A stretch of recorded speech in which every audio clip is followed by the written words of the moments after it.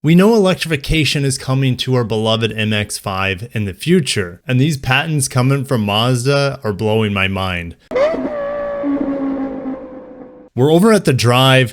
Mazda patents lightweight hybrid drivetrain that could be for the any Miata. It could also fit into other vehicles. We'll talk about that later. And the patent is very detailed, very specific. And this is by Peter Holdreth. I've met up with a few times across multiple media events. So let's read into what Peter is saying about this MX-5. Holy cow. Well, first of all, it features a small battery pack, a capacitor bank, 3 electric motors, which 2 of them are in the front in-wheel motors is definitely a glimpse into the future. There's of course one mounted in the transmission like a traditional rear-wheel drive hybrid, and there's a transaxle. So more than likely it is going to be an automatic. I guess there's still a possibility for manual, but with this sort of hybridization, I mean, it's very likely. I mean, the closest thing that we have to this sort of technology that's being patented here would be the Acura NSX, but that's mid-engine. This is still front engine. First image here is detailing the electrical system of this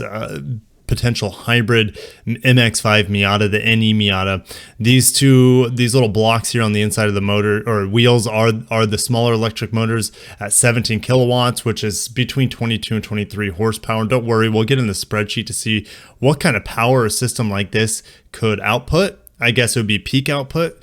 We have some inverters, right? Each inverter, or 3 inverters, because we have 3 electric motors. It is a 48 volt hybrid system, which is a little bit different than what we see on other Japanese hybrids out there, at least the ones we get here in the States.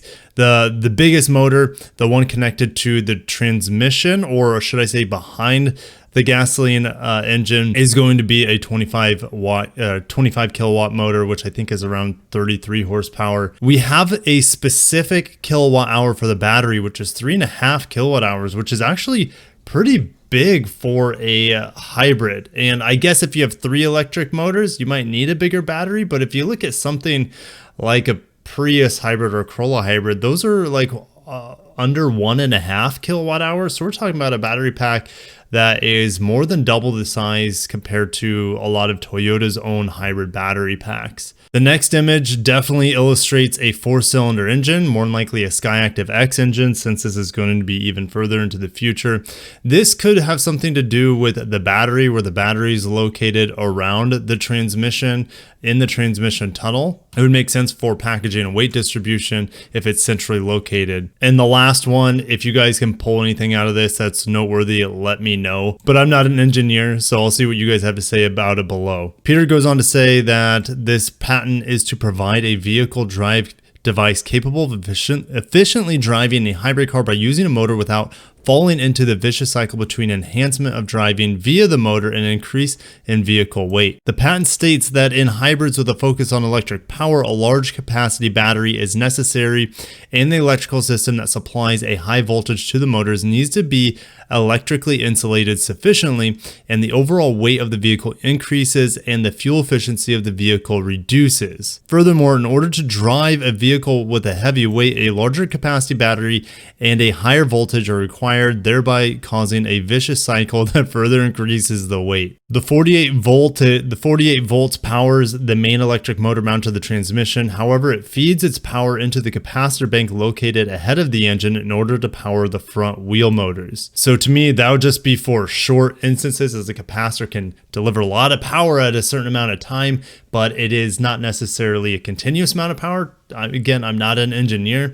So the battery would be feeding the main motor the majority of the time, and the capacitors would be feeding the small motors in the front wheels for short instances of acceleration. And they should also help with deceleration, recharging in a way the capacitors. The patent states a transmission will be an automatic transmission with a torque converter, an automatic transmission without a torque converter, an automated manual transmission, or the like. So more than likely not a manual transmission. There are a few more images here detailing the electrical systems. Again, I'm definitely not an electrical engineer, but we're going to go over to the spreadsheet and we're going to figure out, with these electric motors, what would the peak power output be in theory? Well, let's say that they're going to use a 2-liter Skyactiv X engine. Currently, we have this engine, the 2-liter Skyactiv G engine, which produces 181 horsepower in the MX-5. This is pretty much a shoo-in, you would think, for the next generation MX-5. It delivers better torque, the Skyactiv X engine, and better efficiency. It's just a little bit more complicated. And we would be taking that same 2-liter Skyactiv X engine and adding these electric motors. So 22, 22, 33 plus 188 from the engine produces 265 horsepower, which is a lot for an MX-5, the most we've ever seen from the factory, I believe.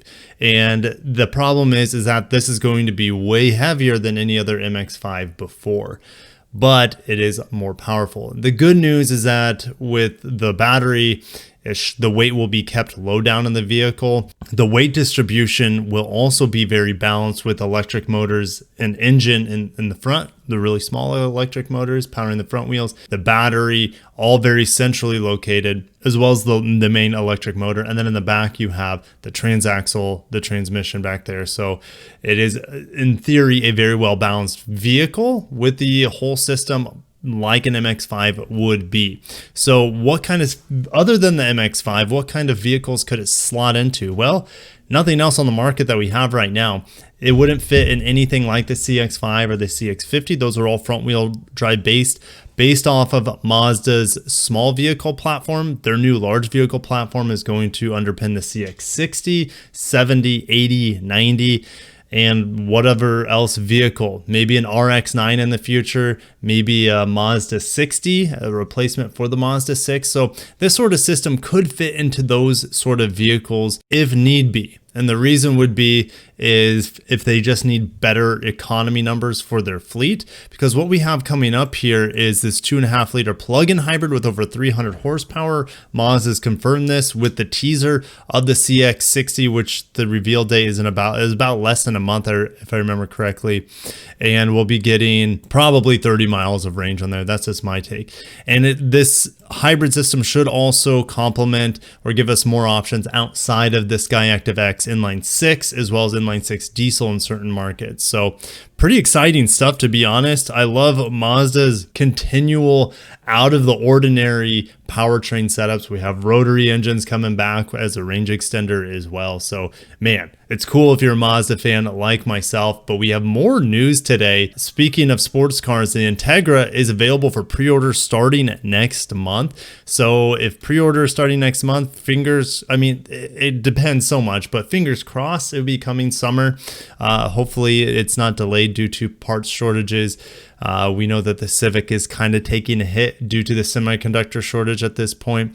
They're saying, well, they're reminding us that the price will be around $30,000, which is just a hair above, guys. It's just a hair above the Civic Si, which I really enjoyed that vehicle driving it. The shifter is just perfection in it. Anyways, this just costs a little bit more than the Civic Si, and it'll have better interior quality. The seats will be nicer. The steering wheel maybe a little bit nicer. Well, we don't have an idea really of the interior trim, what that's going to look like.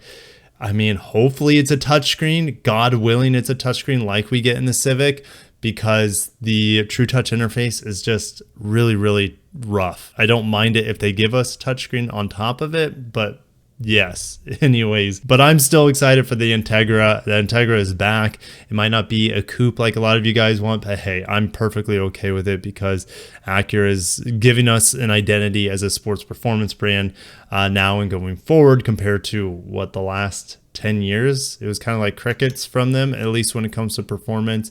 All right, we need to keep moving. Fake manual gearboxes patented for Toyota electric cars.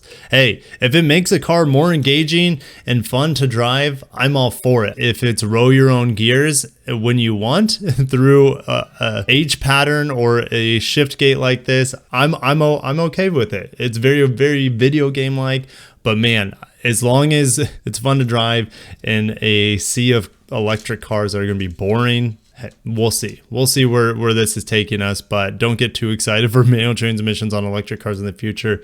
Toyota, speaking of electrification, they're investing millions of dollars again into electric vehicles here in the United States. So let's see what's going on here. 2 plants are receiving $90 million to boost hybrid, transaxle, and engine capacity. This will be happening in the West Virginia plant, which is receiving the majority of this investment of $73 million. And this will increase hybrid transaxle production capacity to 600,000 units per year. They'll also begin assembling 120,000 rear motor stators per year, key component in electric motors. And with today's investment, Toyota's invested more than $2 billion into the West Virginia plant. There's also the Tennessee plant getting $17 million of investment. And this will help the plant to cast hybrid transaxle cases and housings to 1.3 million per year. They currently produce 1 million transmission cases and housings and approximately 1.8 million engine blocks per year. The total investment in Tennessee at this point is encroaching 400 million. So, but it's good to see them ramping up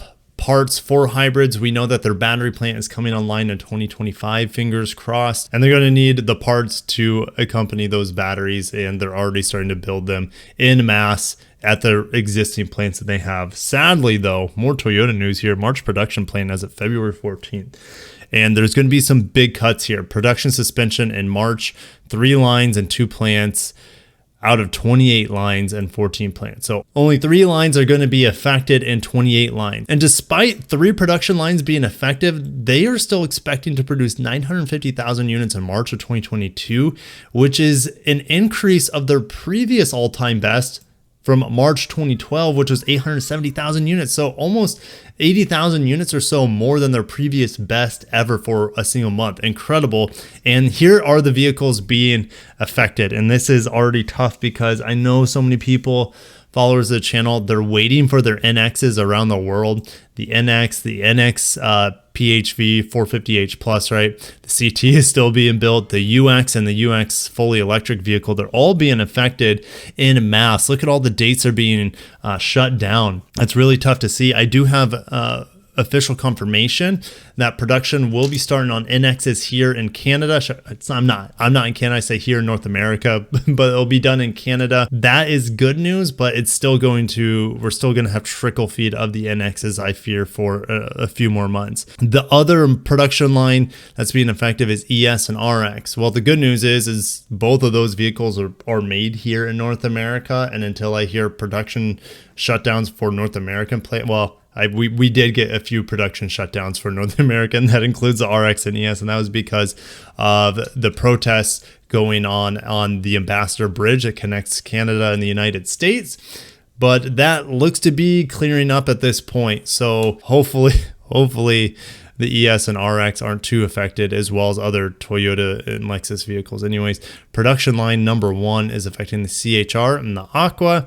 The new Aqua, which is just a reminder what the Prius C used to be. We don't get that vehicle anymore, but that vehicle uses all new hybrid battery, a bipolar nickel metal hydride battery, which, oh gosh, I can't wait to see that in a vehicle here in North America. But it's probably going to be until 2025, maybe, until that battery plant comes online where they start building bipolar batteries. That would be my guess.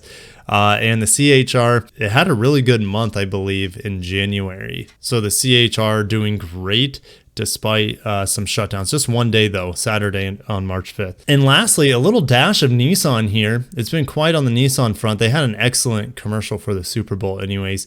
The Sakura, which is based off the IMK concept, a tiny little K car, but it could come to North America as there has been spy shots of a small little electric car being driven in North America.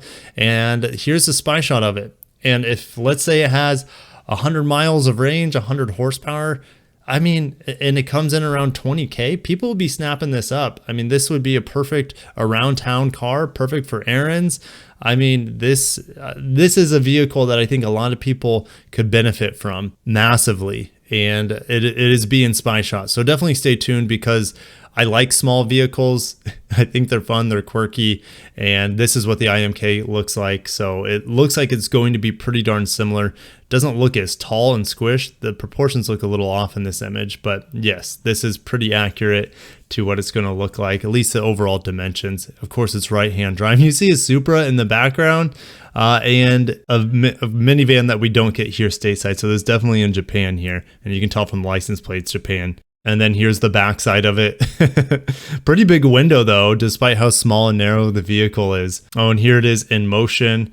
Look at this little guy. It's probably topped out at like 60 miles an hour. But anyways, I'm going to end it there. Would you be interested in an MX-5 that is that heavily electrified?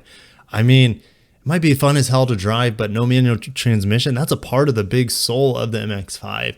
I mean, they could still do it. I guess that's a possibility, but it's pretty unlikely would be my guess. So anyways, guys, lots of news. I'll see you guys in the next video. Thank you so much for watching. Subscribe if you're not. Appreciate that. I'll check you in the next video. Peace out.